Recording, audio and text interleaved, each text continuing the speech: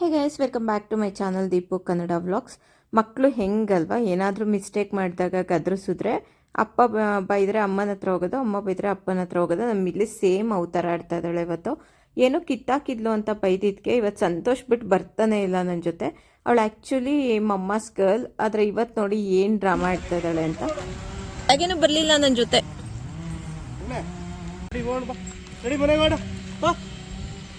ನನ್ನ ಜೊತೆ ಬರ್ತಾ ಇಲ್ಲ ನೋಡಿ. ಸಂತೋಷ್ ಬಂದರೆ ಮನೆಗೆ ಬರ್ತಾಳೆ, ಅವ್ರು ಬರಲಿಲ್ಲ ಅಂದರೆ ಬರ್ತಾ ಇಲ್ಲ. ಮತ್ತೆ ಡ್ರಾಮಾ ನೋಡಿ ಎಷ್ಟು ಆಡ್ತಾ ಇದ್ದಾಳೆ. ನಾನು ಮಾತಾಡ್ಸಿದ್ರೆ ಮಾತಾಡಿಸ್ತಾ ಇಲ್ಲ. ಅವಕ್ಕೂ ಎಷ್ಟು ಫೀಲಿಂಗ್ಸ್ ಇರುತ್ತಲ್ವ. ನಾನು ಬೈಬಾರ್ದಿತ್ತು ಅನಿಸ್ಬಿಡ್ತು ಪಾಪ ಇವತ್ತು. ಯಾಕೆ ಸಿಟ್ ಮಾಡ್ಕೊಂಡಿದ್ಯಾ ನನ್ನ ಮೇಲೆ? ಕಣ್ಣು ಬಿಡೋಕ್ಕಾಗ್ತಾ ಇಲ್ಲ ಬೆಳಕಿಗೆ. ಸಂತೋಷ್ ರೆಡಿಯಾಗಿ ಆಗಿದೆಯಲ್ಲ, ಮತ್ತೆ ಮನೆಗೆ ಬರಲ್ಲ ಅವರು ಅಂತ ಗೊತ್ತು. ಅದಕ್ಕೆ ಇವಳೇ ಅವ್ರನ್ನ ಎಳ್ಕೊಂಡು ಹೋಗ್ತಾಳೆ ನೋಡಿ. ಇವಾಗ ಎದ್ದ ತಕ್ಷಣ ಸೀದಾ ಮನೆಗೆ ಹೋಗೋಳು ದಿನ. ಇವತ್ತು ಆಪೋಸಿಟ್ ಡೈರೆಕ್ಷನಿಗೆ ಎಳ್ಕೊಂಡು ಹೋಗ್ತಾ ಇದ್ದಾಳೆ. ಮನೆಗೆ ಬಂದಮೇಲೆ ಮುದ್ದು ಮಾಡಿ ಸಮಾಧಾನ ಮಾಡಿ, ಆಮೇಲೆ ಬಿಸಿಲಿತ್ತಲ್ಲ ಸ್ವಲ್ಪ ಹೊರಗಡೆ ಹೋಗಿ ಬರೋಣ, ಮಳೆಯಲ್ಲೇ ಮನೇಲಿ ಇದ್ದು ಬೇಜಾರಾಗಿತ್ತು ಅಂತ ನಾನು ಸಂತೋಷ್ ಜೊತೆ ಹೊರಟೆ. ಆ್ಯಕ್ಚುಲಿ ಬೆಣ್ಣೆ ತರೋಕ್ಕೆ ಅಂತ ಹೋಗ್ತಾ ಇದ್ವಿ. ಆಮೇಲೆ ಅಲ್ಲಿಂದ ಬರಬೇಕಾದ್ರೆ ಹಂಗೆ ಊರಿಗೂ ಹೋಗಿ ಬಂದ್ವಿ. ಅಲ್ಲೊಂದು ವಿಜುವಲ್ ಸಿಕ್ತು, ಅಲ್ಲೊಂದು ಕೆರೆ ಇದೆ. ನಮ್ಮ ಊರಿಗೆ ಹೋಗುವಾಗ ತುಂಬ ಮಳೆ ಸ್ಟಾರ್ಟ್ ಆಯಿತು ಅರ್ಧದಲ್ಲೇ. ಆಮೇಲೆ ಅದೆಷ್ಟು ಚೆನ್ನಾಗಿ ಕಾಣಿಸ್ತಾ ಇತ್ತು ಕೆರೆ ಅಂದರೆ, ತೋರಿಸ್ತೀನಿ ವಿಜುವಲ್ ನೋಡಿ. ಆಮೇಲೆ ಅಲ್ಲಿ ಹಣ್ಬೆ ಕಾಣಿಸ್ತು. ಇದು ತಿನ್ನೋದಲ್ಲ, ಇದು ಆ್ಯಕ್ಚುಲಿ ಸಗಣಿ ಬೆಳ್ಕೊಂಡಿದೆ. ಆಮೇಲೆ ಇದನ್ನ ತಿನ್ನಬಾರ್ದು ಅಂತ ಹೇಳಿದ್ರು. ನೋಡೋಕೆ ನೋಡಿ ಎಷ್ಟು ವೈಟ್, ಎಷ್ಟು ಚೆನ್ನಾಗಿದೆ. ಇದೇ ಕೆರೆ ಅದು. ಅಲ್ಲಿ ತಾವರೆ ಹೂವಿನ ಎಲೆಗಳ ಮೇಲೆ ಹನಿ ಹನಿ ಥರನೇ ನಿಂತಿತ್ತು ನೀರು. ಮಳೆಗೆ ಮೈ ತುಂಬಿಕೊಂಡು ಕೆರೆ ಇನ್ನೂ ಸುಂದರವಾಗಿದೆಯೇನೋ ಅಂತ ಅನಿಸ್ತಾ ಇತ್ತು ನನಗೆ.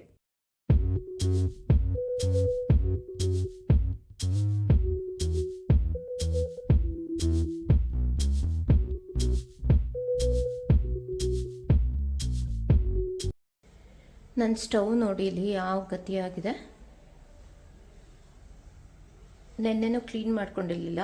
ಒಂದಿನ ರಾತ್ರಿ ಕ್ಲೀನ್ ಮಾಡೋದು ಬಿಟ್ಟರೆ ಇದೇ ಕತೆ ನೆಕ್ಸ್ಟ್ ಡೇಗೆ. ಅದಕ್ಕೆ ಇವತ್ತು ಫುಲ್ ತೆಗೆದು ನೀಟಾಗಿ ಕ್ಲೀನ್ ಮಾಡ್ಕೊಳ್ಳೋಣ ಅಂತ. ನೆನ್ನೆ ಮುದ್ದು ಸ್ವಲ್ಪ ಗಾಯ ಮಾಡ್ಕೊಬಂದ್ಬಿಟ್ಟಿದ್ದ, ಅವನದೇ ನೋಡೋದಾಯಿತು. ಅದಕ್ಕೆ ಕ್ಲೀನ್ ಮಾಡೋಕ್ಕಾಗಲಿಲ್ಲ.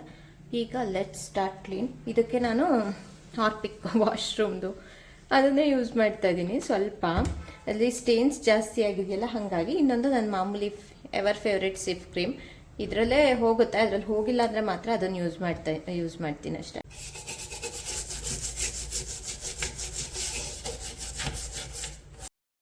ಇದು ಫಸ್ಟು ಆ ಎರಡನ್ನು ಮಿಕ್ಸ್ ಮಾಡಿ ಇದ್ರ ಮೇಲೆ ಸ್ಪ್ರೆಡ್ ಮಾಡಿಬಿಟ್ಟು ಒಂದು 5 ರಿಂದ 10 ನಿಮಿಷ ಬಿಡಬೇಕು.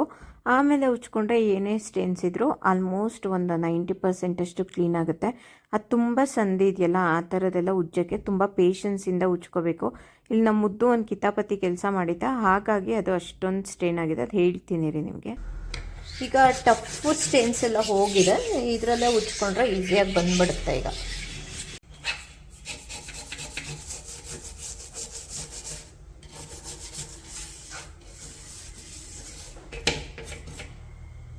ಬಿಟ್ಟು ಬ್ರಷಲ್ಲೆಲ್ಲ ಉಜ್ಜಾದ್ಮೇಲೆ ನೀಟಾಗಿ ಒಂದು ಬಟ್ಟೆ ತೊಗೊಂಡು ಎಲ್ಲ ಒರೆಸ್ಕೊಬಿಡೋಣ, ಕ್ಲೀನ್ ಆಗುತ್ತೆ.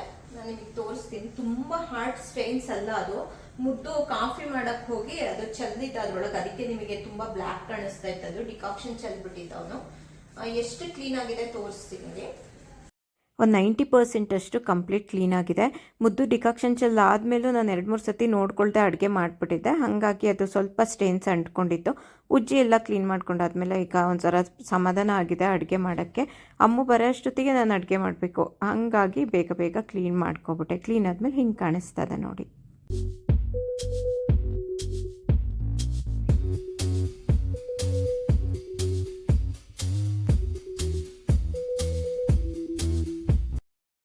ಇವತ್ತು ಯಾಕೋ ಅಡುಗೆ ಮಾಡೋ ಮೂಡಿಲ್ಲ, ಬಟ್ ಮುದ್ದು ಮಶ್ರೂಮ್ ಸಾಂಬಾರು ಕೇಳ್ತಾ ಇದ್ದ, ಹಾಗಾಗಿ ಅದನ್ನೇ ಮಾಡಿಬಿಡೋಣ ಕ್ವಿಕ್ಕಾಗಿ. ಓಕೆನಾ, ಬೇಗ ಆಗೋಗುತ್ತೆ ಇದು ಮಶ್ರೂಮ್ ಸಾಂಬಾರು. ಫಸ್ಟು ಮಶ್ರೂಮ್ನ ವಾಶ್ ಮಾಡ್ಕೊಳ್ಳೋಣ. ಎಷ್ಟು ದಪ್ಪ ಇದೆ ನೋಡಿ ಮಶ್ರೂಮ್, ಇದೊಂದು ಸ್ವಲ್ಪ ದೊಡ್ಡ ಸೈಜ್ ಇದೆ. ಆಮೇಲೆ ಮಶ್ರೂಮ್ನ ತುಂಬ ಹೊತ್ತು ನೀರಲ್ಲಿ ನೆನೆಸ್ಬಾರ್ದು, ಪಟ ಅಂತ ಕ್ಲೀನ್ ಮಾಡಿ ತೆಗೆದು ಬಿಡಬೇಕು. ಅದರಲ್ಲಿ ತುಂಬ ಮಣ್ಣೇನಿರಲ್ಲ, ಅದು ಹುಲ್ಲಲ್ಲಿ ಬೆಳೆಸಿರ್ತಾರಲ್ಲ, ಅದಾದಮೇಲೆ ಹುಲ್ಲಿರುತ್ತೆ ಅಷ್ಟೇ. ತುಂಬ ಸ್ಕ್ವೀಸ್ ಮಾಡೋದು ಬೇಡ. ನಲ್ಲಿ ಹತ್ರ ಇರಿದ್ರೆ ಅದೆಲ್ಲ ಮಣ್ಣು ಚಿಕ್ಕ ಅದೇ ಹುಲ್ಲೆಲ್ಲ ಹೋಗ್ಬಿಡತ್ತೆ, ಬೇಗನೆ ಕ್ಲೀನ್ ಆಗುತ್ತೆ. ಮತ್ತು ನೀವು ನೋಡಿ ಇಲ್ಲಿ ಒಟ್ಟು ಥರ ಇದೆ, ಒಂಥರ ಹುಲ್ಲು ಇದ್ರ ಥರ. ಅದು ಬಿಟ್ಟರೆ ಅಂಥ ಮಣ್ಣೇನೂ ಇರಲ್ಲ ಇದರಲ್ಲಿ. ಒಂದು ಈ ಸೈಜ್ ಪೀಸ್ ಮಾಡಿಕೊಂಡ್ರೆ ಸಾಕು ಮಶ್ರೂಮ್ನ. ಸಾಂಬಾರಲ್ಲಿ ಸ್ವಲ್ಪ ಬಾಯಿಗೆ ಸಿಗಂಗಿದ್ರೇ ಚೆನ್ನಾಗಿರುತ್ತೆ, ತುಂಬ ಸಣ್ಣಕ್ಕೆ ಮಾಡ್ಕೊಳ್ಳೋದ್ಕಿಂತ. ಮಶ್ರೂಮ್ ಸಾಂಬಾರಿಗೆ 2 ಪ್ಯಾಕ್ ಮಶ್ರೂಮ್ ತೊಗೊಂಡಿದ್ದೀನಿ. ಅದಕ್ಕೆ 2 ಟೊಮ್ಯಾಟೊ, 2 ಈರುಳ್ಳಿ, ಒಂದು 15 ಮೀಡಿಯಮ್ ಖಾರ ಇರೋ ಒಣಮೆಣ್ಸಿನ್ಕಾಯಿ ತೊಗೊಂಡಿದ್ದೀನಿ. ಅದಿಲ್ಲ ಅಂದರೆ 1.5 ಸ್ಪೂನ್ ಇಲ್ಲ 2 ಸ್ಪೂನಷ್ಟು ಖಾರದ ಪುಡಿ ಹಾಕ್ಕೊಳ್ಳಿ. ಒಂದು ಅರ್ಧ ಕಟ್ಟು ಸಾಂಬಾರು ಸೊಪ್ಪು, ಒಂದು 30 ಬೆಳ್ಳುಳ್ಳಿ, 1.5 ಇಂಚಷ್ಟು ಶುಂಠಿ, ಅರ್ಧ ಕಪ್ಪು ಕಾಯಿ ತುರಿ ಇಲ್ಲ ಈ ಥರ ಕಾಯಿ ಕಟ್ ಮಾಡ್ಕೊಂಡು ತೊಗೊಂಡಿದ್ದೀನಿ ನಾನು. ಅದಕ್ಕೆ 1.5 ಸ್ಪೂನಷ್ಟು ಕಡಲೆ, 1 ಸ್ಪೂನಷ್ಟು ಗಸಗಸೆ, ಆಮೇಲೆ ಒಂದು 10 ಕಾಳು ಮೆಣಸು ಹಾಕ್ಕೊಳ್ಳಿ. ನಾನು ಮೆಣಸು ಪುಡಿ ತೊಗೊಂಡಿದ್ದೀನಿ. ಇದು ಸಾಂಬಾರು ಪುಡಿ, ಧನಿಯಾ ಪುಡಿ ಒಂದು 2 ಸ್ಪೂನಷ್ಟು, ಚಕ್ಕೆ 1 ಇಂಚಷ್ಟು, ಇದು ಲವಂಗ 3 ಸಾಕು, ಇಷ್ಟೇ. ಈಗ ಪ್ರೋಸೆಸ್ ನೋಡೋಣ.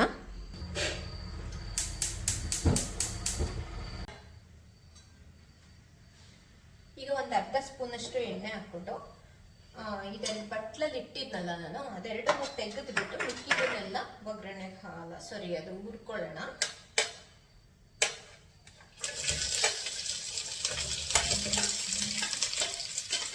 ಸೇಮ್ ಮಟನ್ ಸಾರು ಥರ ಇರುತ್ತೆ.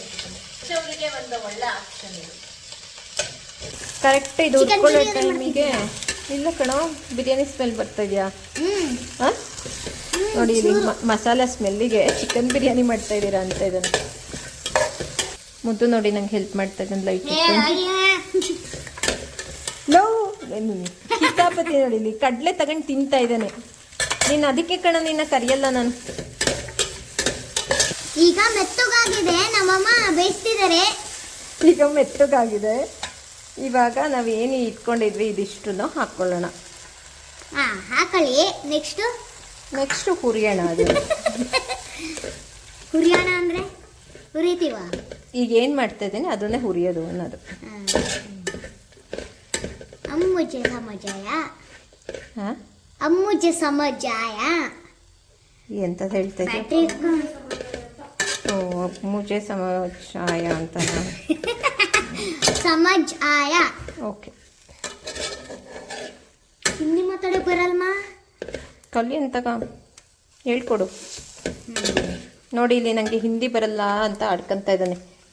ನಾನು ನಿನ್ನಷ್ಟು ಕಾರ್ಟೂನ್ ನೋಡಿಲ್ಲ ಮುದ್ದು, ಇಲ್ಲಾಂದರೆ ಕಲ್ತ್ಬಿಡ್ತಾ ಇದ್ದೆ. ನಾನು ಇವಾಗ ಕಾರ್ಟೂನ್ ಇವ್ರ ಜೊತೆ ಸೇರ್ಕೊಂಡು ನೋಡೋದು. ಬುರಿನೂ ಮಾಡ್ತೀರಾ ಜೊತೆಗೆ. ಸುಮಾರು ಕಾರ್ಟೂನ್ ನೋಡಿ ನಾನು ಕಲ್ತಿದ್ದೀನಿ ಸೆಂಟೆನ್ಸಸ್ ಹಿಂದಿದು. ಭಾರಿ ಚೆನ್ನಾಗಿ ಮಾತಾಡ್ತೀರಾ. ಯಾಕೋ ಹೈ ಅಂತ ಅಂತೀರಾ. ಏನನ್ಬೇಕು? ಕರೆನಾ ಹೈ ಅಂತ. ನಾ ಇನ್ನೇನು ಅನ್ಬೇಕು? ಕರ್ನ ಹೈ ಅಂತೀನಂತೆ, ಕರ್ನ ಹೇ ಅನ್ನೋದು ಕಣಪ್ಪ. ನಿಮಗೆ ಆ ಸಾಂಬಾರ್ ಪುಡಿ ಸ್ಮೆಲ್ ಚೇಂಜ್ ಆಗಿ ಸಾಂಬಾರ್ ಪುಡಿ ಎಲ್ಲ ಹಾಕಾದ್ಮೇಲೆ ಒಂದು 1 ಮಿನಿಟ್ ಅಷ್ಟು ಹುರ್ಕೊಂಡ್ರೆ ಸಾಕು. ಇವಾಗ ಕಾಯಿ ಹಾಕೊಳ್ಳೋಣ. ಕಾಯಿ ಜಸ್ಟ್ ಬಿಸಿ ಆದ್ರೆ ಸಾಕು, ರುಬ್ಕೊಳ್ಳೋ. ಈಗ ಆಫ್ ಮಾಡಿ ಇದನ್ನ ತಣ್ಣಗಾಗಕ್ಕೆ ಬಿಡೋಣ. ಕರೆಂಟ್ ಹೋಗಿದೆ. ಮುದ್ದು ನೋಡಿ ಲೈಟ್ ಇಟ್ಕೊಂಡು ಹೆಲ್ಪ್ ಮಾಡ್ತಾ ಇದ್ದಾನೆ. ಕರೆಂಟ್ ಬಂತು ಗೈಸ್. ಇವಾಗ ಇದನ್ನ ಸ್ವಲ್ಪ ತಣ್ಣಗಾಗಕ್ಕೆ ಬಿಟ್ಟಿದ್ದೀನಿ. ಅದನ್ನ ಈ ಪ್ಲೇಟಿಗೆ ತೆಗಿತೀನಿ. ಇದು ತಣ್ಣಗಾಗೋ ಅಷ್ಟೊತ್ತಿಗೆ ಇದಕ್ಕೆ ಮಶ್ರೂಮ್ ಹಾಕೊಂಡು ಸ್ವಲ್ಪ ಬೇಯಿಸ್ಕೊಳ್ಳೋಣ, ಆಯ್ತಾ?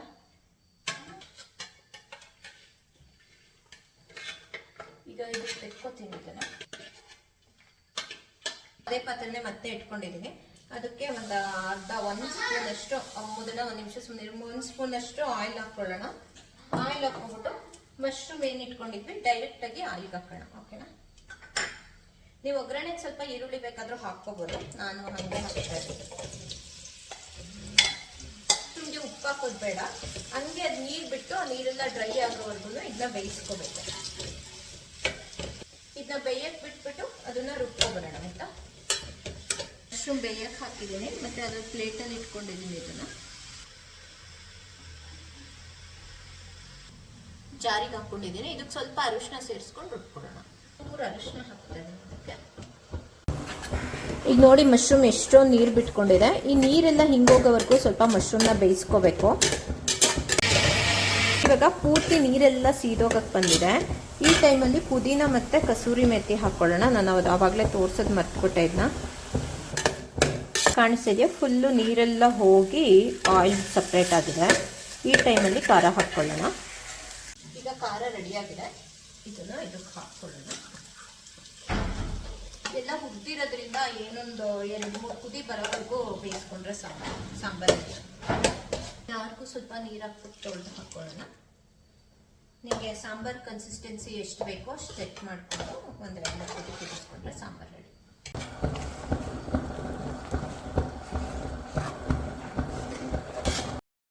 ಇವತ್ತು ಮಶ್ರೂಮ್ ಸಾಂಬಾರ್ಗೆ ರೈಸ್ ಬೆಣ್ಣೆ ಹಾಕೊಂಡು ತಿಂತಾಯಿದ್ರೆ ತುಂಬ ಚೆನ್ನಾಗಿತ್ತು.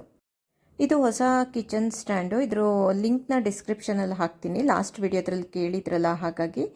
ಮತ್ತು ಈ ವಿಡಿಯೋನ ಇಲ್ಲಿಗೆ ಎಂಡ್ ಮಾಡ್ತಾ ಇದ್ದೀನಿ. ನೆಕ್ಸ್ಟ್ ವಿಡಿಯೋದಲ್ಲಿ ಸಿಗೋಣ. ಅಲ್ಲಿವರೆಗೂ ಬೈ ಬೈ ಗಾಯ್ಸ್.